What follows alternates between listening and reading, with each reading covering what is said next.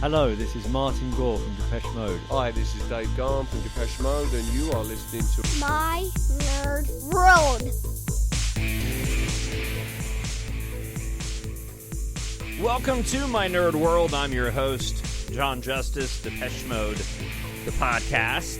Thank you so much for checking out the episode once again. Remember, you can go to mynerdworld.net to find out more things about the podcast that I produce. Also, pick up my science fiction series, EMBARK, if you want to support My Nerd World, you like to read and you like science fiction.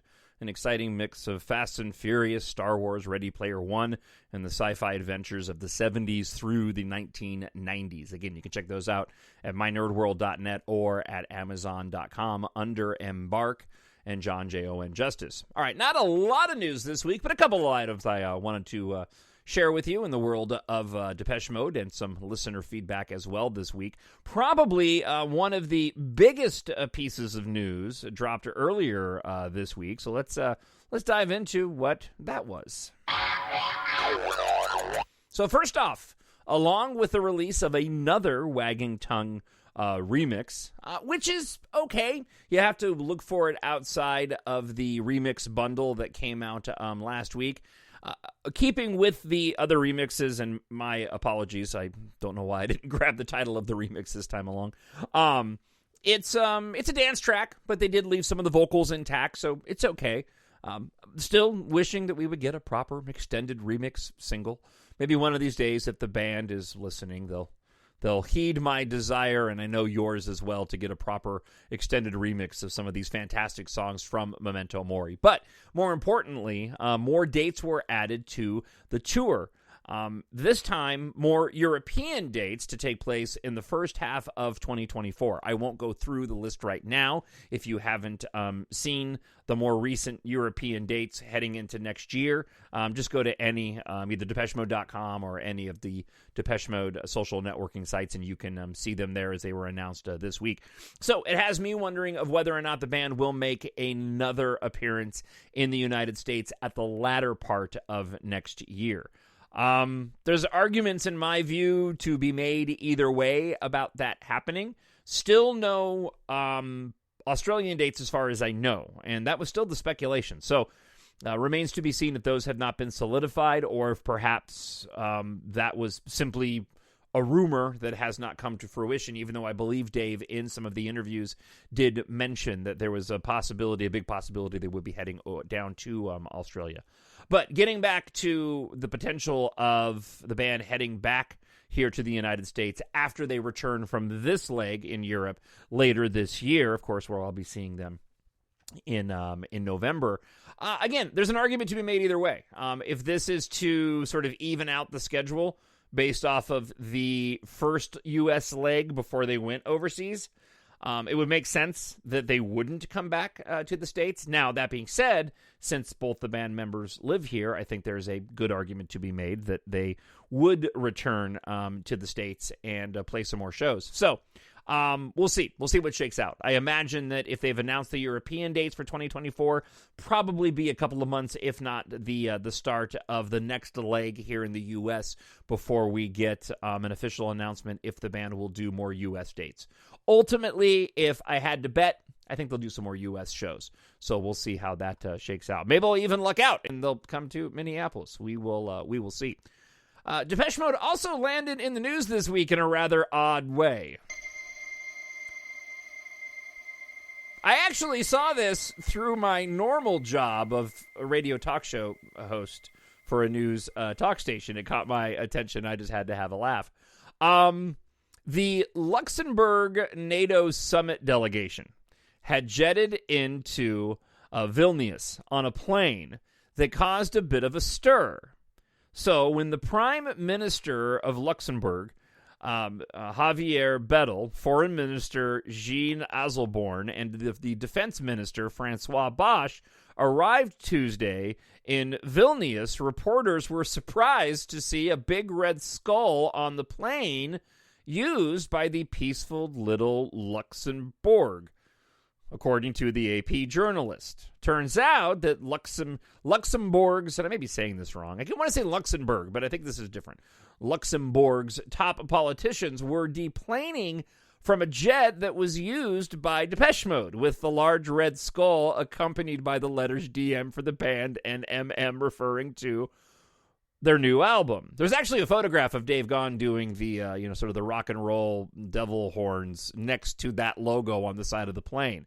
So, how did it happen? Well, Luxembourg's army tried to book a flight through the European Air Transport Command, but it just can't get enough private jets, for major international events. So Luxembourg had to charter another available plane in which they could enjoy the silence before the summit, reported by the outlet RTL. Of course, as the article wraps up, after a 5-year break, Depeche Mode are currently on their world tour for Memento Mori. And this week, they flew to their next gig in Rome, which I think might be taking place tonight. I'll be honest, I haven't been keeping close attention to the dates. I've been watching to see how the set lists have been changing, but there hasn't been much change, apart from Martin Gore doing Strangelove as one of his acoustic songs, which I saw a clip for it, and I'll be honest with you, it didn't really work, in my opinion. It seemed like one of those quick rehearsals that he and Peter Gordino did, which has been chronicled in previous tours of how they've sometimes just worked out how to do a song live, before they start the show.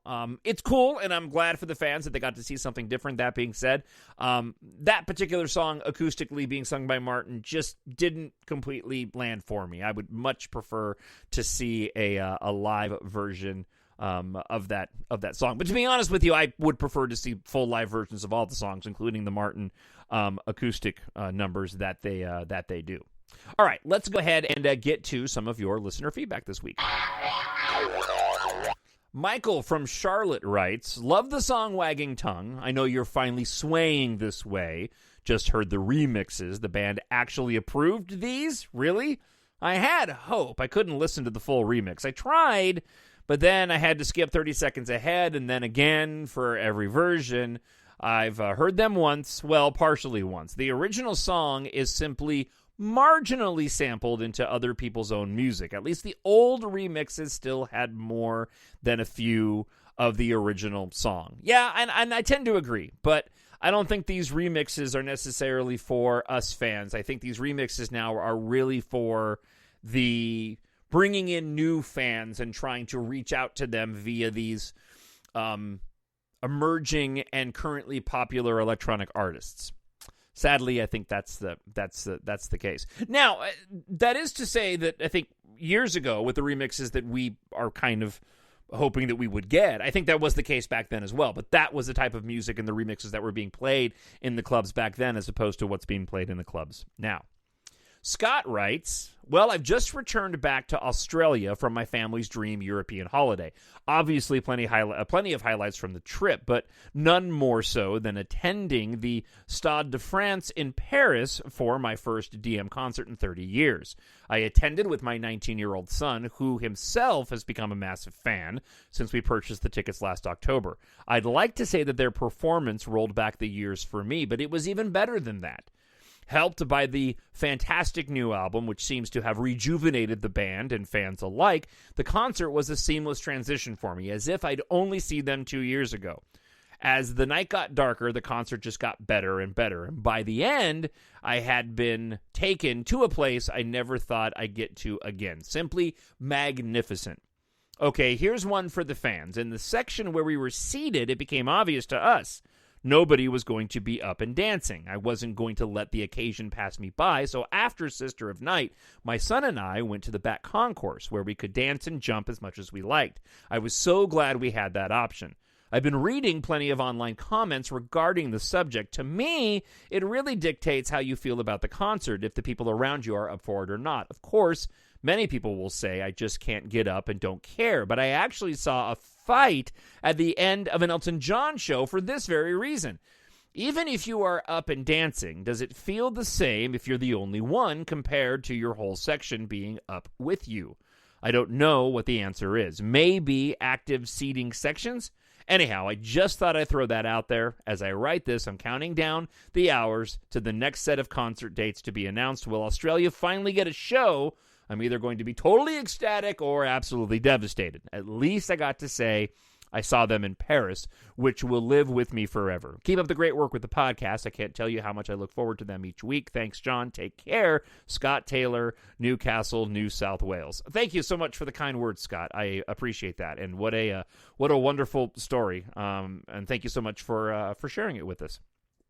And lastly this week, friend of the show, Stephanie, had a chance to go see the show. I'm not the only one recounting their experience at the concert. It was incredible in Berlin. The atmosphere never broke. The mix of louder songs and something more contemplative was great. I recently lost my beloved grandma, and when the music kicked in, I had tears running too. She had been so happy for me to go to the concert. I was so proud to belong to the Black Swarm in the queue. You could tell who belonged to the Black Swarm on the subway ride there, except for the guy in the hotel who had a rose on his shin and claimed to have nothing to do with DM. Too funny. I had an unforgettable evening. That's it from me. Best regards from the Baltic Coast, Stephanie. Thank you, Stephanie, as always. Great hearing from you. It really is, and I've hit this point so many times already on the show, but I just want to touch on it again. This cycle for Depeche Mode after all these years, I honestly never thought that I would see it. And hearing the feedback from you who've gone to the shows, being online, social networking, seeing Peter 2, Museo, Depeche Mode, and others online, and people posting about their concert experiences, it really does remind me of when I was younger, seeing Devotional and the World Violation Tour and being at the Rose Bowl. It's incredible to me. And maybe this also happened during the Spirit Tour and I just wasn't paying as close attention. That could be the case, but a lot of the commentary seemed to be people that are pointing to this time just feels different. It just feels different in all the best possible ways. I'm really interested to see if we get those other 4 full tracks. I know the band was talking about the one song, Life 2.0, that Martin had said would be released by the end of the year, but I believe it was also mentioned that the other 4 fully produced tracks, 2 of them, I think, were the product of Richard Butler and Martin again. But I think he said that we would be hearing them before the end of the year. And I wonder if that will coincide with perhaps a connection to the tour, if we're going to get something special in terms of an EP or an official extended edition of the album. They don't seem to be as keen to release B-sides on these remixes that have been coming out. So, and the way that the band has been handling in terms of promotion, the artwork isn't the same as it had been in the past. The imagery for the remixes for Ghost Again and for Wagging Tongue are really just the same imagery that we've seen from the album. The floral arrangement or the photograph of Anton from the video. We're not getting what we had seen in the past of specific artwork that Anton had done for each particular release that kind of created the whole package. So all that is to say, I wonder if we could potentially get something like that as an extension of Memento Mori with some new artwork with these unheard tracks. So the band, since they're on tour, aren't doing any interviews right now, but I hope on their next round of interviews that some of the better interviewers will take the time to go and ask them those questions, because inquiring Depeche Mode fan minds want to know. All right, shorter episode this week, not a lot going on, but I wanted to make sure that I got some content out. So thank you so much for reaching out. Talk Show Nerd, as always, is the email address if you would like to message me with any of your thoughts on Depeche Mode. And, of course, if you like to read and you're into science fiction, please go and check out my science fiction series, EMBARK. It's available on Amazon.com or mynerdworld.net. Again, if you enjoy science fiction and you like it filled with action, a lot of space battles with some romance and some pop culture references and references to Depeche Mode as well, EMBARK is perfect for you. I wrote it for adults, but it is great for ages 11 plus. It is a mashup of all the things in life in terms of pop culture that I love. Star Wars with some Depeche Mode in there. The first book in the series is also sort of an homage to the disaster films that I grew up with as well. 7 books at all, available in ebook, hardcover, paperback, and audiobook. Again, Amazon.com, look for EMBARK, or at mynerdworld.net. You can follow a ragtag squadron of pilots and one reluctant hero on a journey of survival across the galaxy as they fight for humanity's future among the stars. Check out this fast-paced and action-packed space opera series. And thank you so much for checking out this week's episode. I'll be back again next week with whatever news might break between now and then. Until that time, I hope wherever you are happy, you are healthy, and of course that you're safe. We'll talk to you then. Bye. Hello, this is Martin Gore from Depeche Mode. Hi, this is Dave Gahan from Depeche Mode, and you are listening to My Nerd World.